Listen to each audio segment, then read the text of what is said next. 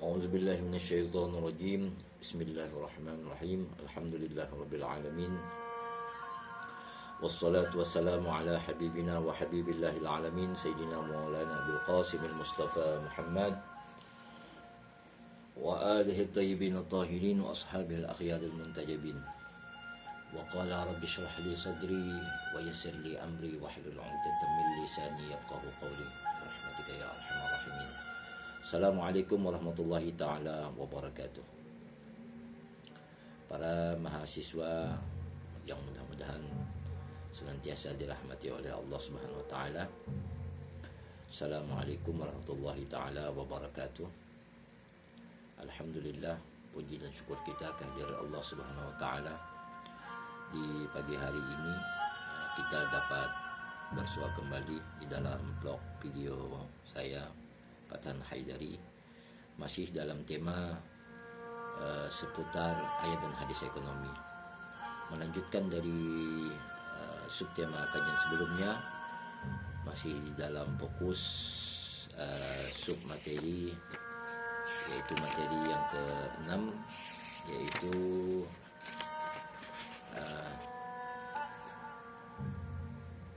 negara wajib campur tangan. Negara wajib campur tangan di dalam mengaplikasikan nilai-nilai Islam.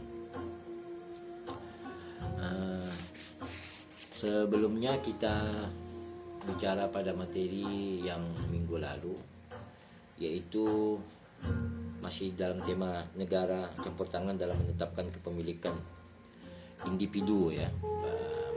Saya pertegas lagi, tema utamanya adalah kewajiban negara campur tangan dalam penetapan kepemilikan individu serta mewajibkan negara untuk melindunginya.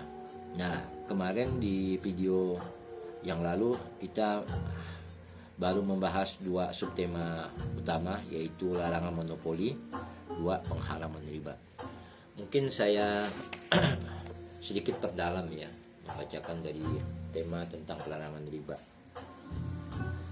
supaya tidak lupa di dalam ingatan para mahasiswa yang dirahmati Allah. Kejahatan riba itu di dalam Islam termasuk kemaksiatan terbesar dalam Islam, dan itu lantaran riba menimbulkan kerugian-kerugian luar biasa besar dan mengakibatkan lumpuhnya gerakan ekonomi serta tertimbunnya kekayaan pada tangan sekelompok orang. Riba merupakan sarana kolonialisme karena sudah pasti bahwa serangan ekonomi total yang berlangsung dalam bentuk transaksi riba sangatlah efektif bagi pendudukan militer dan ekonomi yang sebagian besar menyimpan negara di timur.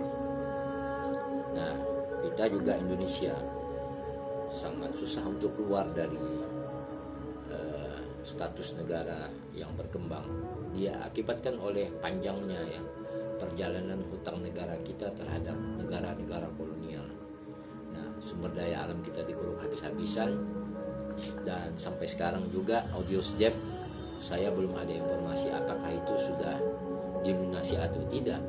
Tapi audiosdep itu adalah hutang, kalau dalam tanda kutip hutang najis ya, yang dilakukan pemerintahan masa lalu kepada negara kolonial yang tetap harus dibayar sampai hari ini. Nah, itu biasanya terjadi bargaining di antara pemerintahan-pemerintahan yang ada sepanjang NKRI ini berdiri. Nah, ini juga PR besar ya bagi pemerintah kita hari ini. Apakah audiosdep itu harus dihapus? Karena audiosdep itu adalah peninggalan masa lalu ya, di saat kolonial. Kenapa harus dibayar sekarang? Nah, itu juga perlu kita cermati dan mahasiswa ketahui sekalian.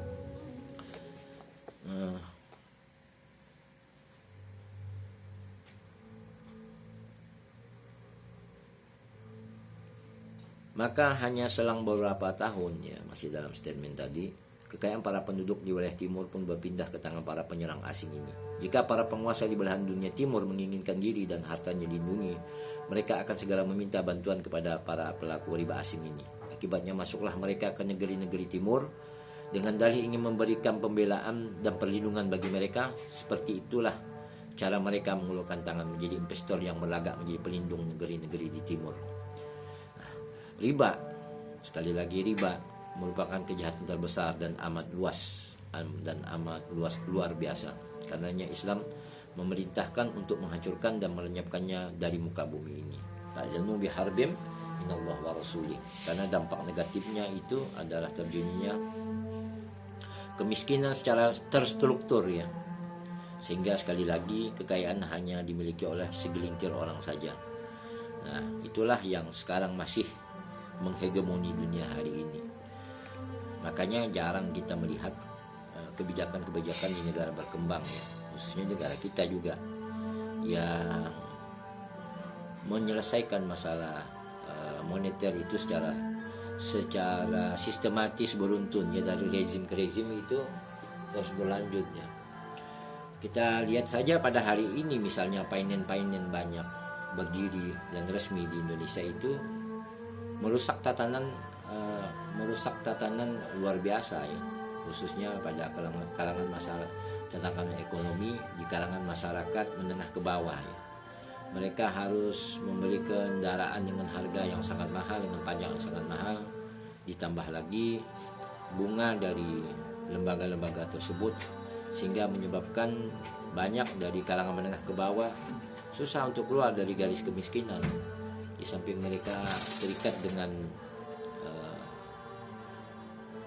lembaga-lembaga kredit yang itu legal di negara kita ya, dan lembaga kredit itu bergaya seperti layaknya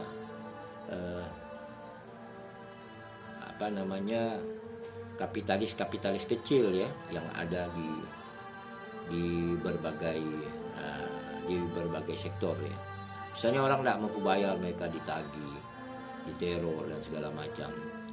Nah itu kan kasihan ya, orang sudah hidupnya pas-pasan ditambah terjerat hutang dan sebagainya. Dan lembaga finance itu tidak ada ruginya, nggak pernah rugi. Orang terlambat bayar itu tetap denda ya, dan denda itu juga selalu dipermainkan oleh para kolektor lapangan mereka ya, menjadi alat ancaman dan lain sebagainya. Nah, kita berharap semoga kebijakan moneter kita diperbaiki sedemikian rupa ya, paling tidak kalaupun bank itu terlalu banyak di merger supaya itu bisa tertata dengan baik ya. Nah, hal-hal yang seperti ini mungkin kalau mau saya paparkan detail di pembahasan kali ini tidak cukup waktunya. Saya kira nanti kita buat pembahasan khusus ya, bagaimana sebaiknya negara ini menata sistem moneternya sehingga kita terbebas ya dari jeratan riba ya, yang memang merugikan orang banyak dan memiskinkan warga negara secara terstruktur. Nah, untuk kajian selanjutnya kita kepada subtema yang ketiga, yaitu larangan menipu. Jadi di antara kewajiban negara campur tangan dalam menentukan kepemilikan individu, yang ketiga adalah membuat undang-undang tentang larangan menipu ya. Nah, Islam itu sendiri mengharamkan penipuan dalam proses transaksi, yaitu menjual tanpa patokan harga atau orang membeli lebih mahal darinya tanpa mengetahui harga sesungguhnya. Jangan sampai nilai keuntungan dari menjual sesuatu itu melebihi 50% ya. 50% ini saya tegaskan ini qaul ulama ya, melihat tidak ada hadis yang secara qat'i ya melarang berapa yang harus kita ambil. Tetapi paling banyak yang kita lihat adalah larangan di dalam ayat suci Al-Quran itu terkait dengan janganlah memakan harta dengan cara-cara yang batil dan lain sebagainya. Nah, sifatnya tidak spesifik ya, tidak spesifik berbicara teknis ya. Makanya larangan mengambil untung di atas 50% ini adalah qaul ulama hasil ijtihad ya. Tapi saya kira itu juga turut menyelamatkan ya, terutama bagi orang-orang yang ingin mengetahui berapa persen batas keuntungan yang boleh kita ambil. Ini paling tidak ini ada gambarannya. menurut salah satu ulama, misalnya salah satu ulama marja'iyah ya, yaitu Bagir Syarif Al-Qarashi. Ini salah satu ayatullah ya. Dia menulis buku tentang keringat buruh yang diterjemahkan ke dalam Indonesia, Hukukul Amil fil Islam, itu judul aslinya. Nah, nilai keuntungan dari menjual sesuatu itu jangan sampai melebihi 50%. Islam memberikan hak untuk membatalkan transaksi bagi orang yang tertipu. Jadi di dalam fikih-fikih muamalah nanti banyak sekali kita pelajari bagaimana jual beli yang terlarang. Bahkan Islam menjamin memberikan hak untuk membatalkan transaksi bagi orang yang tertipu. Jadi tidak ada masalah, tidak berdosa ya kalau Anda tertipu. Ya sekarang jual beli online juga kan banyak ya, di dalam gambarnya bagus. Contohnya saja kita membeli bibit tanaman. Biasanya tidak disebut isinya berapa. Ada yang menyebut, ada yang tidak. Nah begitu kata beli ternyata isinya hanya berapa biji, sedangkan harganya selangit. Ini kan luar biasa ini. Penipuan digital juga sudah begitu masif ya di dunia maya kita. Maka jalan yang paling efektif bagi kita untuk selamat dari penipuan adalah komunikasi ya, langsung, dan mengetahui secara detail ya bayar-bayar yang berselindan ya baik itu di lapak-lapak terkenal juga tidak rentan dari penipuan. Ya itulah realitas yang ada di hadapan kita. Makanya kecerdasan akal sehat kita harus berfungsi ya. Jangan mudah percaya dengan jual beli yang ada di online. Nah, jika seorang memahami patokan harganya, ia harus segera membatalkan transaksi itu agar tidak menderita kerugian. Jadi Islam juga menyarankan kita untuk bertindak tegas dalam setiap transaksi jika ada penipuan dalam jual beli. Nah, itu sekira itu singkat saja ya.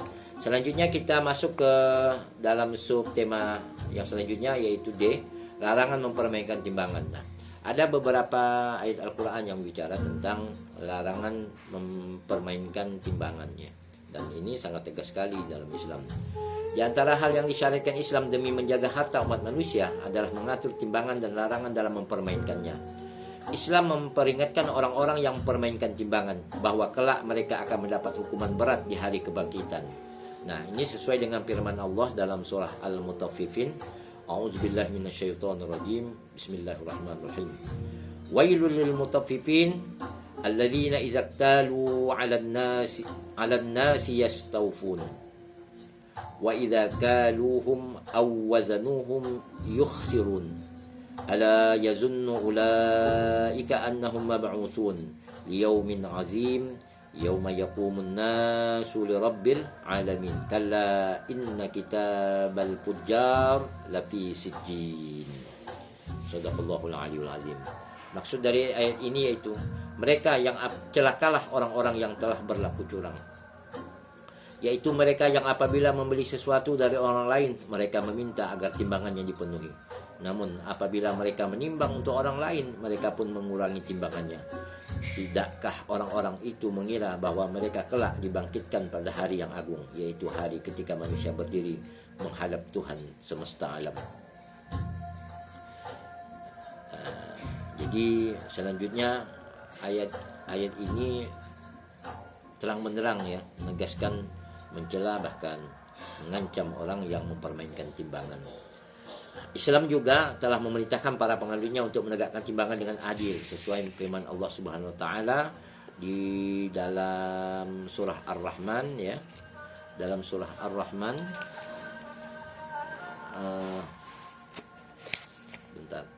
Dalam surah Ar-Rahman ayat 9 ya. Dalam surah Ar-Rahman ayat 9. A'udzubillahi minasyaitonirrajim. Wa aqimul wazna bil qisti wa la tukhsirul mizan. Shadaqallahul aliyul azim. Tegakkanlah timbangan dengan adil, janganlah kamu mengurangi timbangan. Sesungguhnya harta yang diperoleh dari memperbaikkan timbangan sama saja dengan harta hasil rampasan. Dalam hal ini seorang muslim tidak boleh membelanjakannya dengan jalan apapun dan harus mengembalikannya kepada si pemilik. Nah, kalau kita lihat fenomena sekarang memang di pasar-pasar, khususnya pasar tradisional ya, Bahkan saya lihat mayoritas pedagang itu kalangan muslim ya. Mereka kurang transparan ya, melihatkan timbangan. Dan mungkin semenjak era 2012 ya, saya lihat ada terjadi perubahan itu. Kalau dulu timbangan itu kan di samping ya, kita bisa melihat berapa, misalnya kita beli sayur 5.000 itu kan, kita tanya berapa sekilo misalnya, kita beli, ya udah beli 5.000 saja. Nah itu mereka kira-kira itu. Nah ada misalnya kita beli setengah kilo gitu ya, bisa jadi kecurangannya itu setelah di timbangannya itu. Dan bisa jadi juga tidak transparan. Sekarang terbalik, yang melihat timbangan itu si penjual, si pembeli tidak berhak melihat.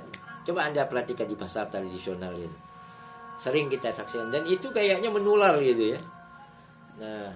Nah hal-hal seperti ini kan juga terjadi penipuan yang sadar atau tidak sadar ini masif ya. Saya tidak tahu mereka belajar nggak tentang fikih. Makanya pada saat Imam Ali menjadi khalifah itu beliau menyatakan hendaklah belajar ya hukum Islam bagi para pedagang. Kenapa begitu tegasnya beliau di saat menjadi khalifah untuk menegaskan hendaknya para pedagang itu belajar syariat Islam, yaitu belajar fikih ya.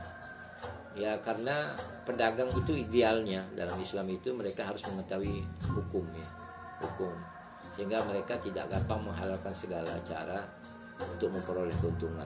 Nah, inilah salah satu subtema penting ya dalam kajian ini. Selanjutnya subtema masih dalam kajian kewajiban negara campur tangan ya dalam menentukan kepemilikan, yaitu larangan menyuap ya, larangan menyuap.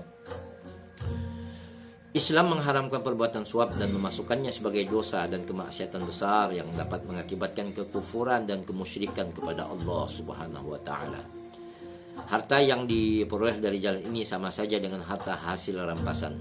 Karenanya harta tersebut tidak boleh dibelanjakan dengan cara apapun, karena suap jelas-jelas bermakna memakan harta secara batil yang dilarang oleh Allah Subhanahu wa taala melalui firman-Nya dalam Al-Qur'an yang mulia. A'udzubillahi minasyaitonirrajim wa la ta'kulu amwalakum bainakum bil batil illa an takuna tijaratan an taradim minkum.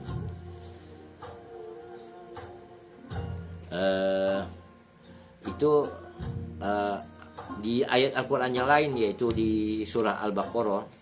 Surah Al-Baqarah ayat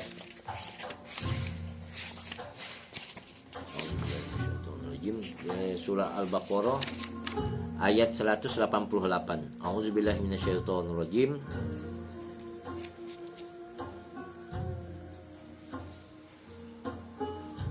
Wala ta'kulu amwalakum bainakum bil batil wa tudlu biha ilal hukam ya, wa tudlu biha ilal hukam litakulu fariqam min amwalin nas bil ismi wa antum ta'lamun. Shadaqallahul aliyul azim. Ya, maksud dari ayat ini bahwa Al-Quran melarang tegas tentang perbuatan suap ya, perbuatan suap. Nah ini kaitannya menyuap untuk hukum ya, untuk pengadilannya. Yang artinya saya bacakan, janganlah sebagian kamu memakan sebagian di antara kamu harta secara batil, dan janganlah kamu membawa dalam kurung persoalan ya harta itu kepada hakim agar kamu dapat memakan sebagian dari harta orang lain itu dengan dalam kurung jalan ya, jalan berbuat dosa, padahal kamu mengetahuinya. Nah, saya ulang lagi, janganlah sebagian dari kamu memakan harta sebagian di antara kamu secara batil, dan janganlah kamu membawa persoalan harta itu kepada hakim agar kamu dapat memakan sebagian harta dari orang lain itu dengan jalan berbuat dosa, padahal kamu mengetahuinya. Nah, sungguh banyak riwayat yang menjelaskan tentang haramnya perbuatan suap dan tidak membolehkannya. Di antaranya dari Asbaq bin Nabatah. Ya, Asbaq bin Nabatah itu salah seorang sahabat Ali bin Abi Thalib yang berkata, siapapun pejabat yang terhalangi atau tidak membantu dari hajat-hajat manusia, maka Allah akan menghalanginya dan hajat-hajatnya di hari kiamat. Apabila menerima suatu hadiah, ia telah berkhianat. Juga bila menerima suap, ia telah berbuat syirik. Nah, Nah, dalam riwayat Ammar bin Marwan dikatakan adapun suap itu merupakan kekufuran kepada Allah yang Maha Agung. Islam mengharamkan suap dalam segala keadaan karena dapat hal itu mengakibatkan lenyapnya hak, matinya keadilan, merajalelanya kebatilan, tersebarnya kezaliman dan hancurnya negara. Lagi pula pejabat atau pegawai yang tidak melaksanakan kewajibannya kecuali setelah disuap layak disebut sebagai pengkhianat tanah airnya dan telah keluar dari pengakuan Islam. Subhanallah ya, bayangkan tegas sekali sebenarnya Islam melarang suap menyuap dalam berbagai lini kehidupan ya. Apalagi sekarang ini kita lihat orang tidak malu misalnya menyuap ya, suap menyuap dalam jabatan ya, minta jabatan nyuap, menghalalkan segala cara, itu bikin malu betul ya. Padahal mereka katakanlah kita kenal sebagai tokoh agama atau kerja di Kementerian Agama dan sebagainya. Dan ini terjadi di antara kita, dan perbuatan ini padahal sangat tegas dalam Islamnya. Wa na'udzubillah. Jadi kita berlindung pada Allah dari perbuatan keji suap menyuap ini. Karena suap menyuap ini merusak tatanan. Bahkan di dalam bukunya ini Bagir Syarif Quraisy menegaskan pegawai yang tidak melaksanakan kewajibannya kecuali setelah disuap layak disebut sebagai pengkhianat tanah airnya dan telah keluar dari pengakuan Islam. Sesungguhnya keadaan menyedihkan yang melanda negeri-negeri Islam sebagian besar disebabkan banyaknya praktik suap di kalangan pejabat atau pegawai negeri. Sebabnya mereka enggan melaksanakan kewajibannya sebagai pejabat atau pegawai. Nah inilah yang perlu tidak sekadar seruan moral, tindakan tegas. Kalau perbuatan ini diketahui, negara harus hadir ya, menindak itu dengan tegas. Sehingga hukum itu tidak tajam ke bawah, tumpul ke atas. Nah, tugas negara Islam ya adalah melenyapkan dan menghancurkan praktik suap, menghukum para pelakunya dan mendepak mereka dari lingkup pemerintahan. Sebab praktik suap dapat mengakibatkan kerusakan pemerintahan dan rakyat. Seorang pelaku kejahatan tidak melihat betapa besar kejahatan yang dilakukannya selama praktek suap masih berlangsung. Untuk memberantas praktek suap, politik Islam telah memutuskan untuk tidak membolehkan pejabat atau pegawai memenuhi undangan seorang, walaupun sekedar menghadiri acara resepsi pernikahan, selama terbuka kemungkinan bahwa resepsi itu dimaksudkan untuk mendekatkan si pemilik acara dengan pejabat atau pegawai yang bersangkutan. Amirul Mukminin Ali bin Abi Thalib, ini kita belajar hikmah muta'aliyah dari seorang sahabat, menantu sekaligus Amirul Mukminin Rasulullah, wasi Rasulullah. Beliau mendapatkan kabar bahwa wakilnya di Basrah yang bernama Utsman bin Hunayf memenuhi undangan sebuah jamuan makan. Dengan segera Amirul Mukminin menulis pucuk surat kepadanya yang berisi ancaman atas apa yang telah dilakukannya. Tidak lupa beliau memberikan petunjuk kepadanya agar berlaku istiqomah dan tidak lagi melakukan perbuatan seperti itu. Isi suratnya sebagai berikut. Amma ba'du, wahai Ibnu Hunayf, telah sampai sebuah berita kepadaku bahwa salah seorang bangsawan Basrah mengundangmu untuk hadir dalam sebuah jamuan makan. Lalu engkau pun bersegera menghadirinya. Berbagai makanan dan hidangan lezat disuguhkan kepadamu. Aku tidak mengira engkau mau menghadiri perjamuan makan yang menyingkirkan orang-orang miskin dan hanya orang-orang kaya yang diundang. Karenanya perhatikanlah apa yang diperoleh dari peristiwa ini, bahwa apa yang tidak jelas bagimu janganlah kau lakukan, dan apa yang meyakinkanmu tentang kebaikannya lakukanlah. As'ad bin Qais ingin melakukan pendekatan pada Amirul Mukminin Ali bin Abi Thalib dan menjalin hubungan dengan beliau. Ia memikirkan caranya dan memahami bahwa Imam Ali tidak makan kecuali dengan makanan kasar. Ia pun membuatkan untuk beliau berupa manisan yang enak dan mengirimkannya pada beliau.